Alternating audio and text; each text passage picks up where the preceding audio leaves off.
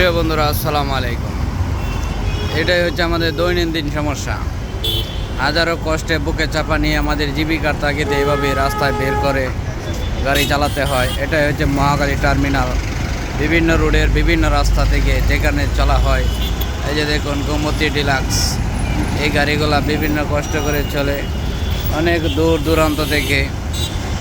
ময়মনসিংহ, কিশোরগঞ্জ, নেত্রকোনা, ফুলবাড়িয়া, বিভিন্ন রোডের গাড়ি এভাবেই চলে।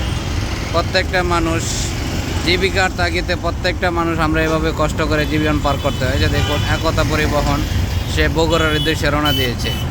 একতা পরিবহন বগুড়া, রংপুর, দিনাজপুর, গাইবান্ধা, বিভিন্ন রোডের গাড়ি এভাবে চলাচল করে। এটাই হচ্ছে মহাখালী টার্মিনাল। মহাখালী টার্মিনাল গ্রামীণ গাড়িগুলো এভাবেই জীবিকার তাগিদে প্রত্যেকটা মানুষ চলাচল করে।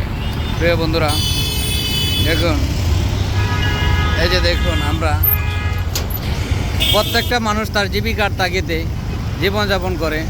আমরা প্রত্যেকটা পেশার মানুষ এভাবে জীবিকার তাগিদে।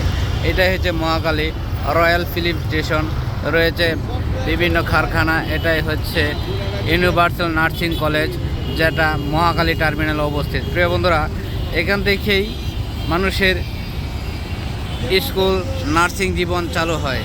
নার্সিংয়ের জীবনযাপনের মান উন্নয়নের যাচাই পরীক্ষা এখান থেকে চালু হয়। প্রিয় বন্ধুরা, আরও আছে মহাখালী টার্মিনালের বিভিন্ন ক্যাটাগরি।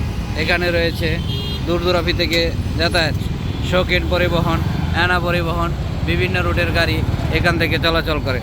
প্রিয় বন্ধুরা, দেখুন, প্রত্যেকটা মানুষ তার জীবিকার তাগিদে এই মহাখালী ব্যস্ত সড়কে আসতে হয়।